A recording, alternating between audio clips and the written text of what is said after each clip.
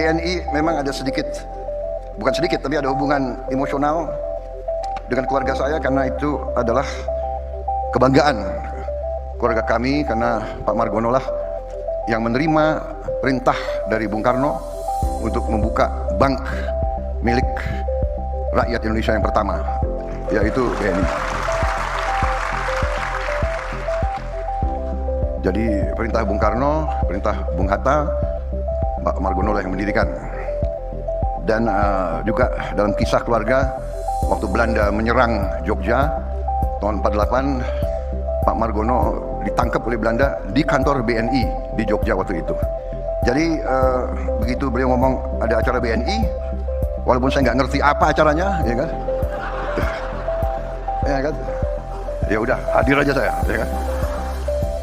Dan sebagaimana saya bisa antisipasi, memang acara ini adalah acara tentunya tentang ekonomi.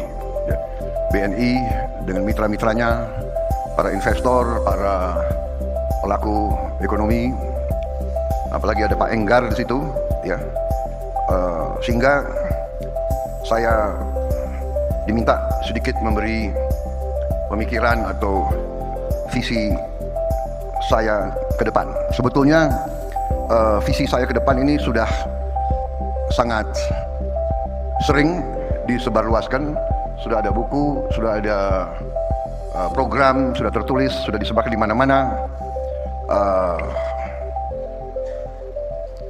dan saya kira saudara-saudara sudah banyak mengikuti. Tapi kalau saudara-saudara ingin suatu konfirmasi atau suatu rekonfirmasi atau katakanlah suatu penjelasan lagi, dengan sangat gembira saya akan menggariskan secara garis besar saja, tidak terlalu detail.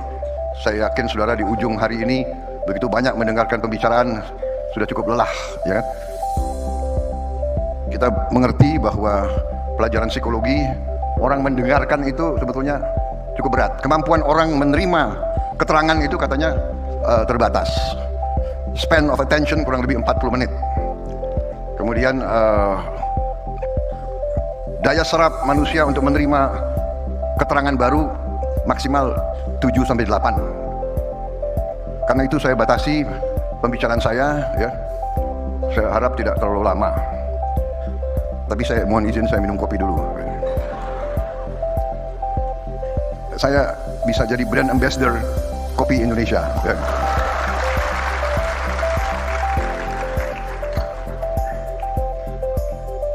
Saudara-saudara, saya kira apa yang terjadi sekarang ini, saya rasakan dan saya kira dirasakan oleh banyak pihak, adalah suatu transisi yang bisa dikatakan transisi sangat lancar, sangat mudah.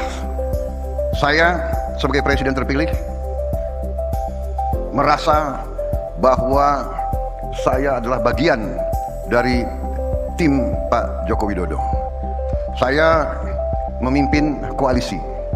Koalisi itu kita bahkan menamakan koalisi itu Koalisi Indonesia Maju. Dan koalisi itu terdiri dari partai-partai yang memang ikut serta dalam timnya Pak Jokowi. Walaupun saya gabung sama Pak Jokowi baru bagian kedua. Jadi kalau dalam sepak bola saya masuk lapangan itu baru babak kedua, second half. Jadi biasanya second half masuk di saat-saat kritis begitu. Saudara-saudara, dengan demikian, ya kan, saya tidak akan banyak ulangi bahwa saya pernah rival, tapi saya bergabung, ternyata nilai-nilai kita sama. Dan sekarang saya dalam transisi ini merasa sangat dibantu, sangat didukung oleh Pak Jokowi dan timnya. Bahkan dalam saya menyusun kabinet, kok saya melihat banyak juga ya menteri-menteri yang akan datang, ya banyak juga yang berada di kabinet yang sekarang begitu. Bukan apa-apa, tetapi saya lihat adalah begini. Pada ujungnya, setiap penerima mandat dari rakyat memikul tugas dan tanggung jawab yang tidak ringan. Dan karena itu, sama kalau kita mau menyusun dan memilih tim sepak bola, tim nasional sepak bola, yang dicari adalah pemain-pemain yang terbaik. Kita tidak memikirkan orang tuanya siapa, agamanya apa, sukunya apa, rasnya apa, dia mampu atau tidak, dia bisa atau tidak, dia berjuang atau tidak, mampu nggak dia deliver, mampu nggak dia berbuat yang terbaik untuk bangsa dan rakyat. Nah, itu yang kita cari. Dan Pak Jokowi demikian mencari yang terbaik, saya pun demikian. Dan kalau kebetulan orangnya masih bagus, pasti kita akan minta untuk ikut lagi. Dan saudara-saudara, untuk masuk ke pemerintahan di Indonesia itu menuntut pengorbanan. Karena itu saya kira, satu, transisi baik. Kedua, kita dalam rangka pembangunan suatu bangsa, kita sadar bahwa pembangunan suatu bangsa, transformasi suatu bangsa dari bangsa katakanlah tingkat menengah, dari bangsa yang keluar dari penjajahan, keluar dari 20 tahun perang terus-menerus, RMS, DITII, Angkatan Perang Ratu Adil, peristiwa-peristiwa PRRI Permesa terus-menerus tanpa henti dari 45 sampai 65 sampai 68 sampai 69, separatis di sini, separatis. Kita sekarang adalah negara yang masih utuh, negara dengan ekonomi ke-16 di dunia, negara dengan tingkat inflasi salah satu yang terendah di dunia, negara dengan pertumbuhan yang masih cukup baik dibandingkan dengan negara-negara lain, suatu negara yang keluar dari krisis COVID salah satu yang tercepat dan dinilai salah satu yang terbaik keluarnya dari peristiwa COVID. Kita sering kurang bersyukur, kurang terima kasih, kurang menghargai apa yang kita capai sendiri. Ini kita harus koreksi diri kita sendiri. Kalau kita lihat negara-negara lain, rasio hutang terhadap GDP mereka sesudah COVID naik belasan bahkan puluhan persen. Negara-negara hebat seperti Perancis, debt to GDP ratio-nya loncat, sekarang berada di 110%. Nggak tahu kapan mereka akan bayar hutang mereka itu. Saudara-saudara sekalian, dengan demikian saya terima mandat dari rakyat, dan waktu ini saya gunakan dengan sebaik-baiknya. Saya kumpulkan pakar-pakar, saya kaji perkembangan, saya kaji situasi ekonomi kita bagaimanapun tidak bisa lepas dari kondisi geopolitik global. Kita sadar semua di sini betapa kita berada dalam suasana yang sangat penuh dengan kecemasan. Terjadi perang-perang besar dengan risiko yang sangat besar di Eropa, perang Ukraina, di Timur Tengah, perang di Gaza, meluas ke Lebanon, mungkin meluas lagi ke Iran.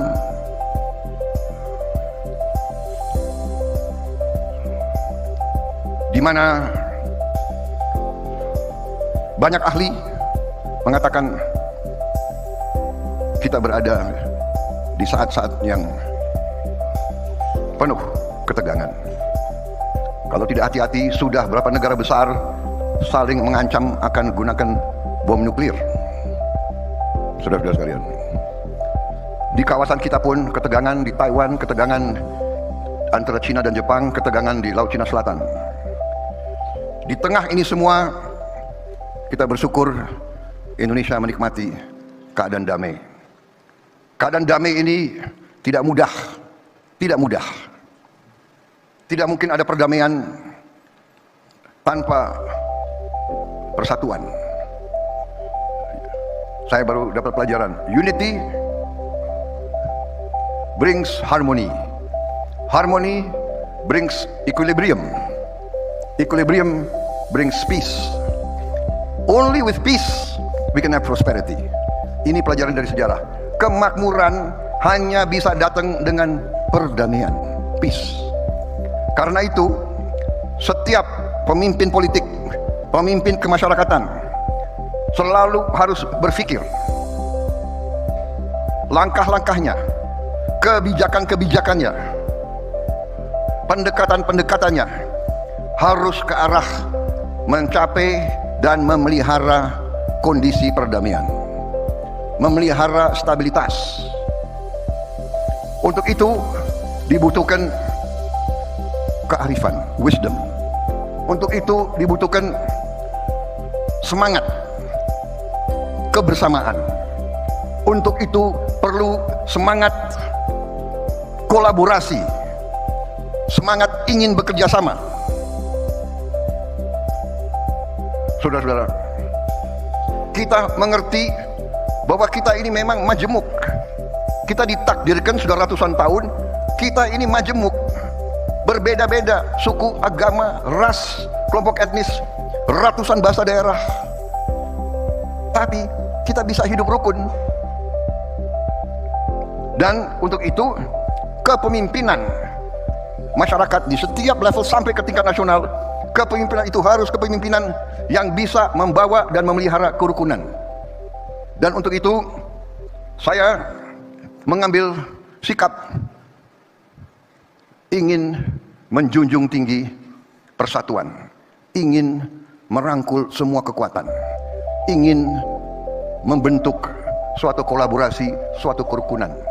Dan saudara-saudara, sebagai pengusaha, sebagai pedagang, saudara-saudara yang paling mengerti, paling merasakan bahwa hanya dengan perdamaian, hanya dengan suasana sejuk, hanya dengan kerukunan, ada iklim di mana berdagang, berusaha, berwira swasta akan berkembang dengan baik.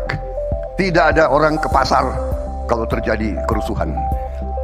Tanyalah ke rakyat di Gaza, tanya ke rakyat di Lebanon, bagaimana? Bisa nggak mereka hidup dengan tenang?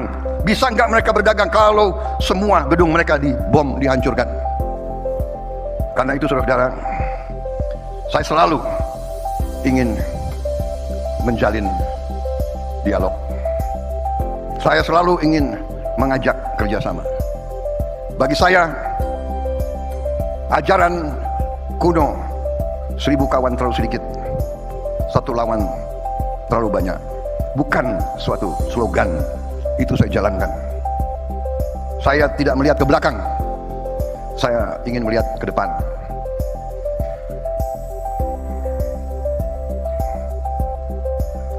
Bagi saya pertandingan adalah pertandingan, persaingan adalah persaingan. Ibarat kita di Olimpiade bertanding judo, keras, banting, kunci. Begitu selesai, ada yang dinyatakan menang, yang kalah hormat, memberi tangan, bersahabat lagi. Saudara-saudara kalian, ini jangan hanya di lapangan olahraga, saudara-saudara. Ini harus di lapangan sehari-hari. Ini harus menjadi budaya politik kita. Bersaing, berbeda, bertanding. Begitu selesai, bekerja sama untuk rakyat Indonesia.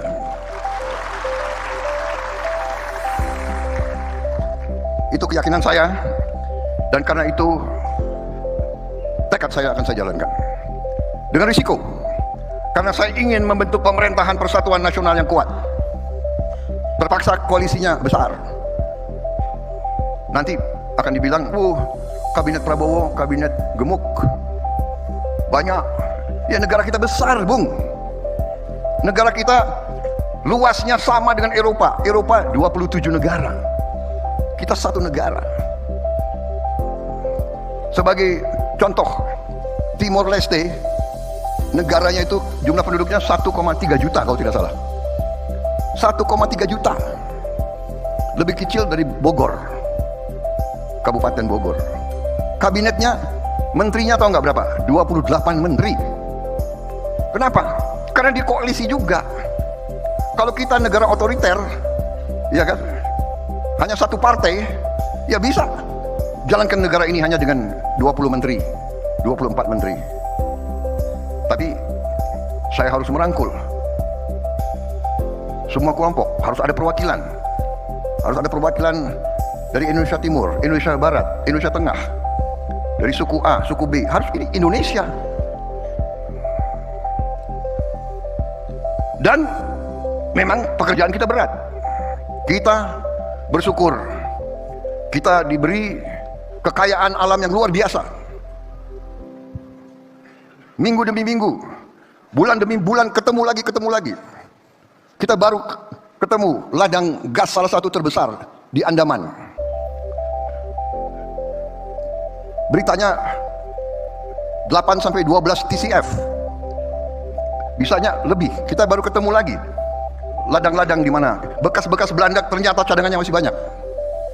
Saudara-saudara sekalian, ketemu lagi cadangan emas. Rupanya Indonesia ini nanti bisa produsen emas salah satu terbesar di dunia, ya kan?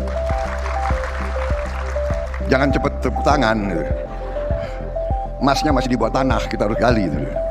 Enggak, maksud saya kita, tapi nah, dengan segala kelebihan kita menghadapi tantangan yang sangat besar, ya. Pertumbuhan bagus 5% selama sekian tahun berturut-turut, tapi kita harus akui pemerataannya harus kita tingkatkan. Saudara-saudara sekalian, kita harus berani koreksi sistem kita. Kita harus bertanya bagaimana caranya kekayaan bangsa Indonesia harus bisa dinikmati oleh seluruh rakyat Indonesia, tidak hanya segelintir orang saja. Kita tidak bisa mengandalkan trickle down economics, selalu lambat. Presiden Jokowi sudah memberi contoh intervensi untuk menyelamatkan yang paling lemah, bukan salah. Karena itulah kita berhasil menekan dan mempertahankan inflasi sampai di sini. Saudara harus tahu, ini bukan teori buku. Mungkin ini teori di luar buku, nggak ada di buku. Itu pun satu kelebihan Pak Jokowi, pernah jadi wali kota. Dia belajar mengendalikan inflasi dari waktu dia wali kota. Sekarang Menteri Dalam Negeri mimpin rapat tiap minggu masalah inflasi. Dengan Zoom, semua kabupaten, semua gubernur dipantau oleh Menteri Dalam Negeri.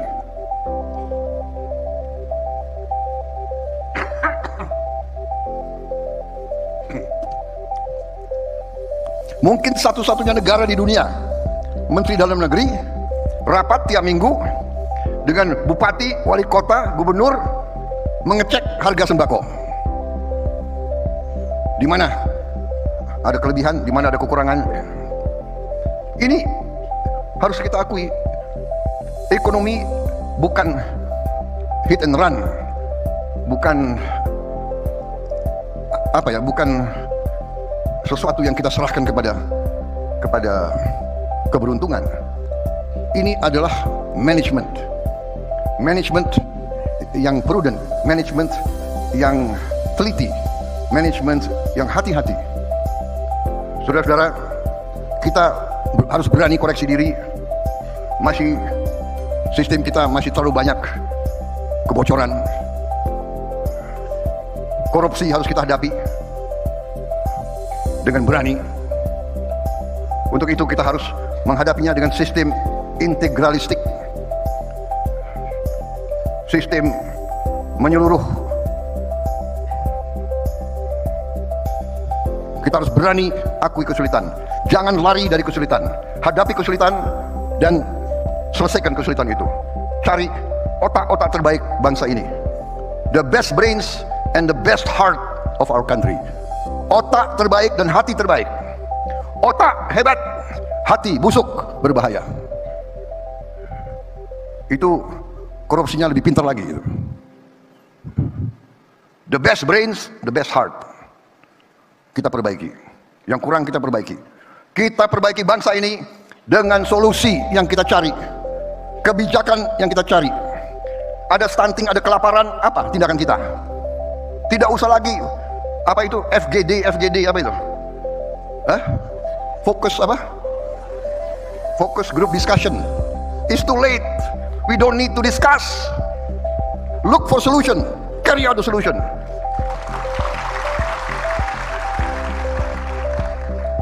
Saudara-saudara, kita berani hadapi, harus berani.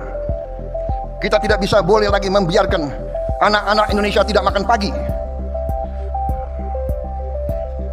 Saudara-saudara, salah satu, Anda tanya visi, sudah ada. Saya dari dulu bertekad, ada beberapa hal fundamental.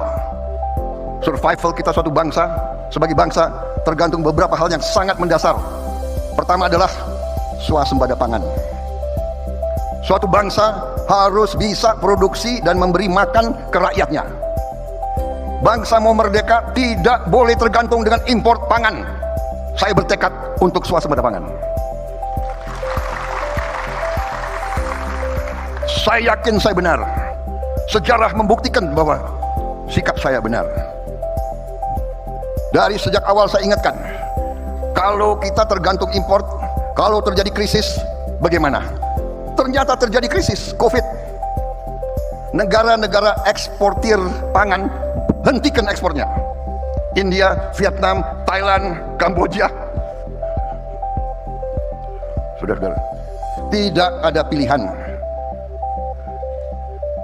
Kita harus swasembada pangan, dan saya yakin dan percaya kita akan swasembada pangan paling lambat 4 tahun setelah saya menerima mandat 20 Oktober.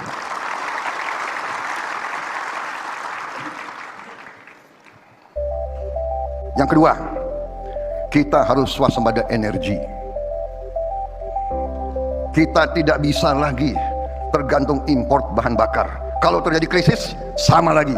Sekarang Israel diramalkan akan menyerang ladang-ladang minyak Iran. Iran mengatakan kalau ladang minyak dan gas mereka diserang, mereka akan balas menyerang ladang-ladang minyak gas sekutu-sekutu Amerika. Berarti Arab Saudi, Kuwait, Qatar, Bahrain ini sekutu Amerika semua. Karena Amerika dianggap mendukung Israel, Iran kalau diserang yang dibalas sekutu-sekutu Amerika. Kita bisa bayangkan harga minyak berapa. Kita bersyukur lagi, Tuhan Maha Besar sangat cinta sama rakyat Indonesia. Saudara-saudara, sekarang ada teknologi, kita bisa bikin solar dari kelapa sawit. Bahkan tidak hanya B35, B40, B50, tidak, kita bisa bikin D100. Bensin bisa juga dari kelapa sawit. Saudara-saudara sekalian, jadi kita sangat bisa swasembada pangan. Belum lagi kita menemukan ladang-ladang baru, dan kita bisa membuka ladang-ladang bekas Belanda dengan teknologi baru. Kita juga bisa batu bara kita rubah menjadi solar, menjadi diesel, menjadi DME, menggantikan LPG. Saudara-saudara, yang Maha Besar sangat baik sama kita. Tinggal kita mampu atau tidak. Selain swasembada pangan, swasembada energi, kita harus hilirisasi. Jadi yang dicanangkan Pak Jokowi ini mutlak kunci terhadap kebangkitan kita. Kita harus hilirisasi. Dari hilirisasi kita laksanakan industrialisasi. Bersyukur lagi, kita miliki cadangan nikel terbesar di dunia. Kita miliki cadangan boksit salah satu terbesar di dunia. Koper kalau nggak salah kita ke-7 di dunia. Kita punya thorium, kita punya uranium. Saudara-saudara sekalian, kita punya rare earth.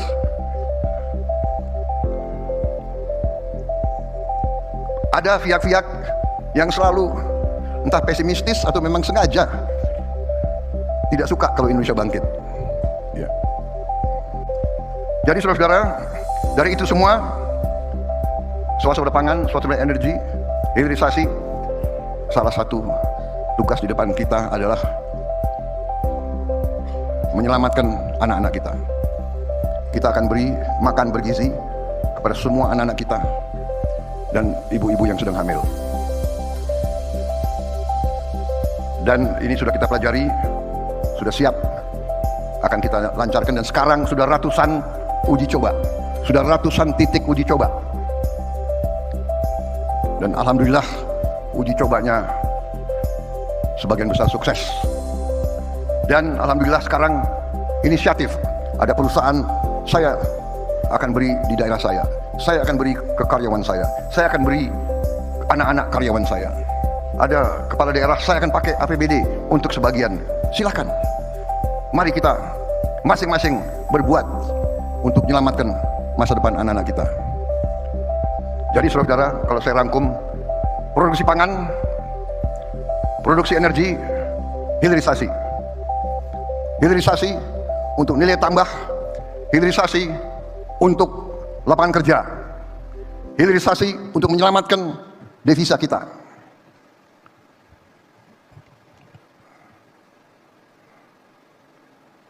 Kemudian salah satu usaha kita juga adalah untuk mengurangi mitigasi kemiskinan. Sekarang banyak subsidi kita setelah dikaji kurang dinikmati lapisan paling bawah, karena subsidi itu adalah diarahkan ke subsidi barang, produk. Kita sedang mengkaji merubah subsidi menjadi subsidi kepada keluarga.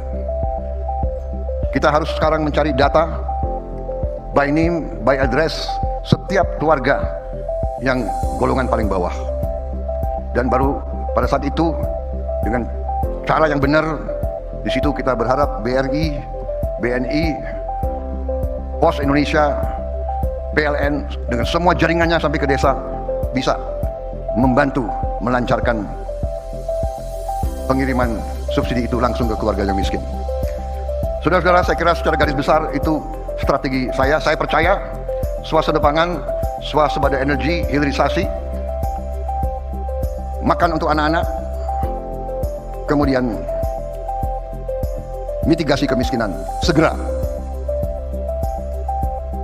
Kemudian dengan program-program itu semua, para pakar ekonomi menghitung.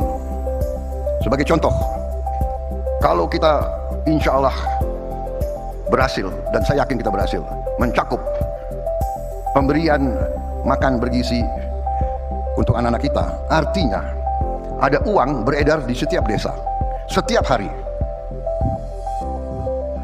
Artinya telur, sayur, pangan, buah, ada pasar terjamin. Istilah perdagangannya apa? Pasar yang terjamin. Ya. Gimana istilah bisnis apa itu? Market, captive market. Captive market, semua produksi di desa kecamatan akan terserap. Kemarin kita dengar di Kabupaten A kelebihan telur. Kita dengar panen di Jawa Barat, mangga yang terbagus tidak bisa dijual karena nggak ada kendaraan mengangkatnya dari desa itu. Di satu desa, di satu kabupaten, cabai harganya tak terkendali. Di satu desa, cabai tidak bisa terbeli, dan sebagainya dan sebagainya. Sekarang kita sangat optimis bahwa apa yang dihasilkan semua petani kita di seluruh kecamatan sudah ada captive market, sudah ada pasarnya, terjamin. Mereka tahu produksi telur mereka akan dibeli, mereka tahu timun mereka akan dibeli, tomat mereka akan dibeli, cabai mereka akan dibeli, sayur mereka akan dibeli, ikan lelenya akan dibeli, ikan nilanya akan dibeli.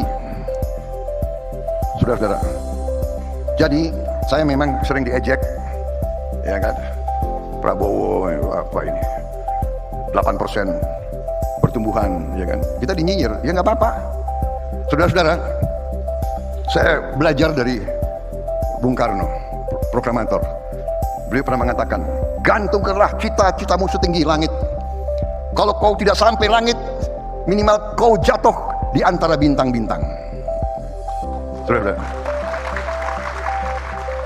saya canangkan 8%. Kalau nggak sampai 8%, ya 7,5. Kalau nggak sampai 7,5, ya 7. Ya kan? Kalau kita puas, kita canangkan 6%, nanti 5,3, ya sudahlah. Ya kan? Saudara-saudara, dari sejak muda, saya pinginnya jadi jenderal, bukan kolonel. Jenderal, cita-cita saya. Tapi tidak duduk di bawah pohon, saya minta bintang jatuh ke saya, enggak. Saya bekerja. Saya ingin jadi bintang 4, ya lumayan dapat bintang 3. Ya kan? Ujungnya dapat bintang 4 juga dari Pak Jokowi. Gitu. Jadi saudara-saudara yang muda-muda, tak akan lari. Ya. Tidak akan lari. Kalau cita-citamu benar, kau bekerja keras, insya Allah. Never give up. Never surrender. Saya ajarkan kepada saudara. Jatuh, bangun lagi. Jatuh lagi, bangun lagi. Emangnya ada yang kasihan lu jatuh? Bangkit lagi. Jadi siapa tahu nanti tidak 8%. Kalau 9% gimana? Lu nggak percaya kan? Bener nggak? Tunggu tanggal mainnya.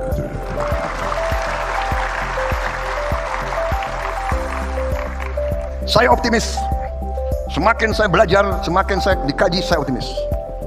Saya ingat seorang tokoh terkenal dari Amerika Serikat, Franklin Delano Roosevelt. Dia mengatakan, the only fear that we have to fear is fear itself. Ketakutan yang harus kita waspadai, ya ketakutan itu. The only thing we have to fear is fear itself. Jangan takut. Tidak ada keberhasilan tanpa keberanian. Bangsa Indonesia bangsa yang berani, bangsa Indonesia bangsa yang optimis. Kita insya Allah akan jadi negara maju, kita akan jadi negara makmur, saudara-saudara sekalian. Tentunya kita harus kerja keras, kita harus benahi organisasi kita, benahi sistem pendidikan kita, merit system, kita benahi hukum kita, peradilan kita. Salah satu kelemahan kita adalah sistem peradilan kita. Benar, para hakim kita perbaiki kualitas hidupnya. Kita bikin hakim-hakim kita kuat, tegar. Kita beri kepastian siapapun bahwa sistem hukum Indonesia akan menjadi bagus. Kita dapat kepastian hukum untuk seluruh rakyat kita. Para investor akan tenang kalau ada kepastian hukum. Saya kira saudara-saudara sekalian, secara garis besar itu yang ingin saya sampaikan. Kekayaan kita banyak, aset-aset negara besar, sudah saya hitung. Kalau kita konsolidasikan semua kekayaan kita dalam manajemen yang baik, mungkin kaget. Jangankan orang lain, kita juga kaget betapa kayanya kita. Kuncinya kita harus menjaga kekayaan kita. Kita harus mengurus kekayaan kita. Kita harus dengan prudent, dengan arif. Makanya BUMN, bank-bank, ingat BNI, Bank Perjuangan, semua himbara, uang yang saudara kelola adalah uang rakyat Indonesia. Setiap sen, setiap kredit harus dipertanggungjawabkan. Insya Allah kita akan berhasil. Wassalamualaikum warahmatullahi wabarakatuh.